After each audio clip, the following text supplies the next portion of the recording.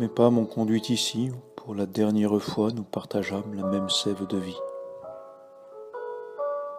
Mais aujourd'hui me voici accompagné d'un verre de vieil Armagnac, retrouvé là, momifié derrière une pile de livres jaunis dans cet appartement déserté que je retrouve parfois, vide d'âme, immaculé de poussière.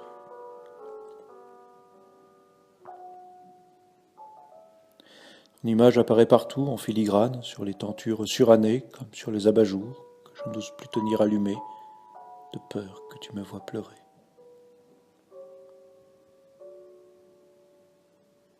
Je ne me souvenais plus de ce flacon galbé que peut-être tu avais acheté, et que sans doute nous appréciâmes ensemble, comme voudrait le rappeler le demi-plein ou demi-vide de son contenu ambré.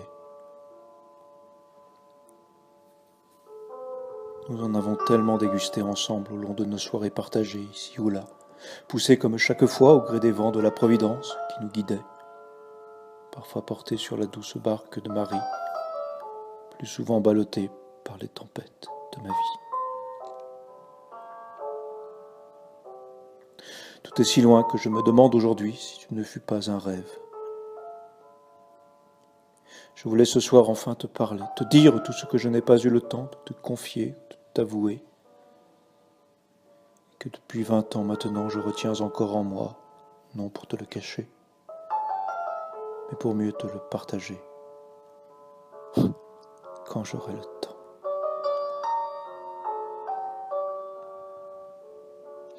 Les jours ont filé plus vite que les secondes et mes souvenirs se sont peu à peu perdus dans le cours de ce fleuve du temps qui emporte si loin dans l'océan le passé, comme ces défunts qu'autrefois les marins enterraient du haut du pont, d'une voile en guise de un linceul enveloppé.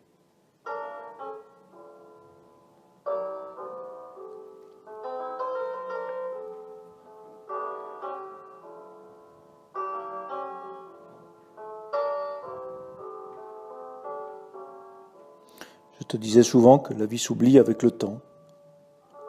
Je le disais pour toi, je le pensais pour moi. Elle a filé si vite que le souvenir de nos épopées me semble aujourd'hui le fantôme d'une vie que je n'ai pas vécue. Et maintenant, je regrette d'avoir laissé le sable couler sur la grève immense de la mer infinie, elle qui avale les coquilles vides et les recrache sur des terres inconnues, éperdues, pour moi comme pour toi. Toute histoire est unique, tout amour est sacré, même s'il est impossible ou impur. Entre deux êtres, l'ineffable, s'il est perceptible par beaucoup, n'est souvent accessible à aucun tiers. Seuls nous pouvions comprendre nous, mais aujourd'hui je me trouve étranger à ce nous si lointain.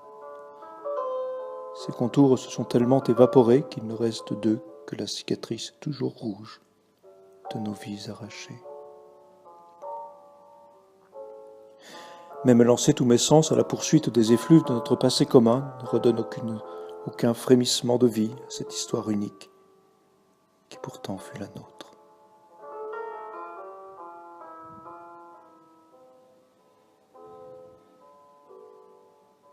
C'est si loin que la raideur glacée de la mort les a pour toujours engloutis dans les eaux profondes de l'oubli.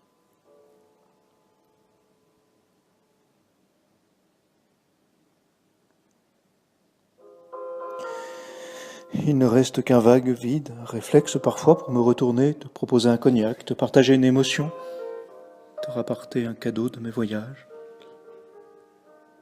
te prendre dans mes bras.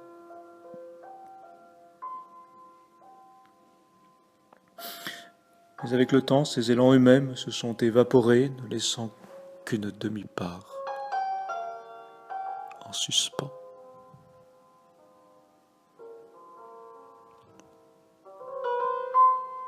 Désormais, mes pas m'appartiennent et ne se partagent plus avec toi. Tu n'entends plus mes rires qui sans doute ont perdu leur oreille indulgente et complice. Tu ne goûtes plus cette demi-portion de restaurant qui t'était réservée, comme je n'ai plus le loisir de profiter de cette part que tu me gardais quand tu y pensais.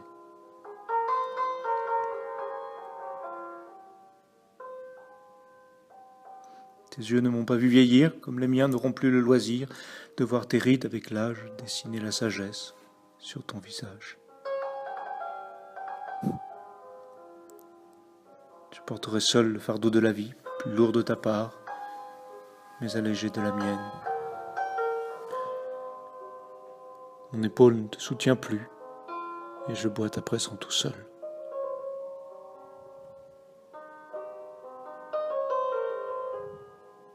Comme un fait exprès, rien de ce que je vis aujourd'hui ne nous est commun, sinon ce vieil appartement qui sans doute me dicte ce soir ces mots vides de nous, tant ce que nous fûmes au fil des ans fil en feu.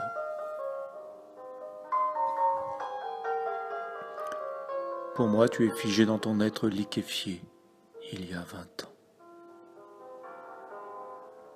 Qui aurais-tu été si la mort ne t'avait fauché? Mais qui déjà étais-tu quand à moi elle t'a dérobé?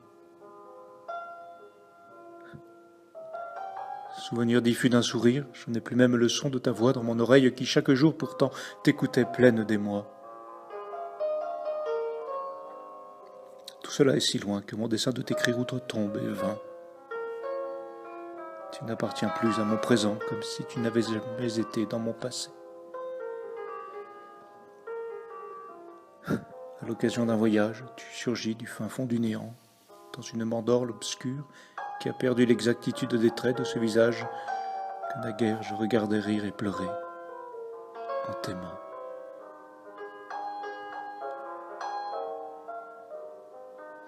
Par-delà les mers de l'oubli, ton histoire se raconte à nouveau frais, sans doute recomposée, sans que ce que nous seuls pouvions connaître. Par-delà les montagnes du temps écoulé, la mienne a déroulé son fil, d'abord sans toi, puis maintenant seul ou avec d'autres.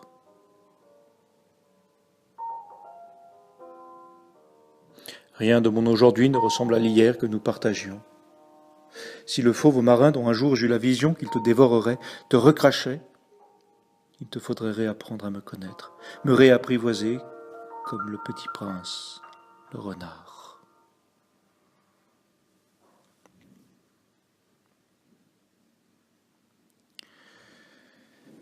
Si attentif que soit mon regard scrutant notre passé, mon présent à présent te serait étranger.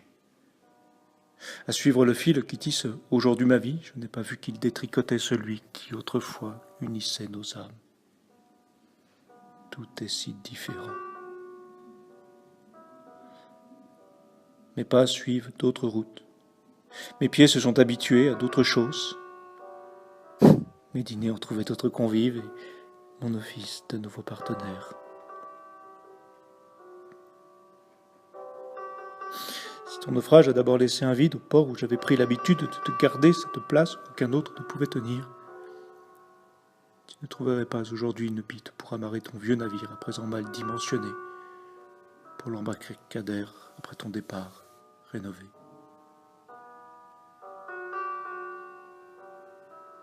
Je ne dis pas, par grand vent, ne pas entendre pleurer ou chanter les sirènes d'autrefois, de cette douce et merveilleuse complainte de notre amour passé. Souvent même, le goût de plaisir d'aujourd'hui me paraît fade, au souvenir fugace de ces plaisirs partagés qui parfois ressurgit des flots tumultueux où notre histoire a sombré.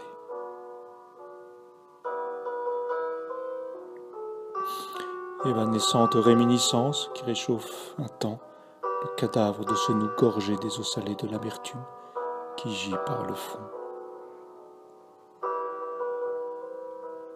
Effluves irréels qui tentent d'embaumer une parenthèse aujourd'hui dépassée.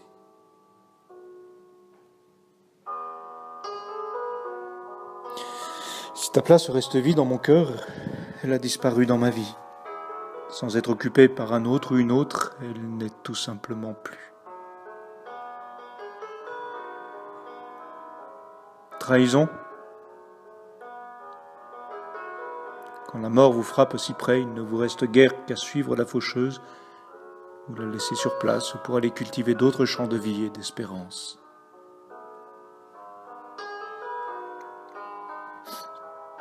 Puisses-tu comprendre la révérence que j'ai tirée à notre histoire qui d'elle-même s'est peu à peu assoupie, endormie évanoui, et dont le réveil ne serait aujourd'hui qu'un artifice défigurant plus le passé que ne le ressuscitant.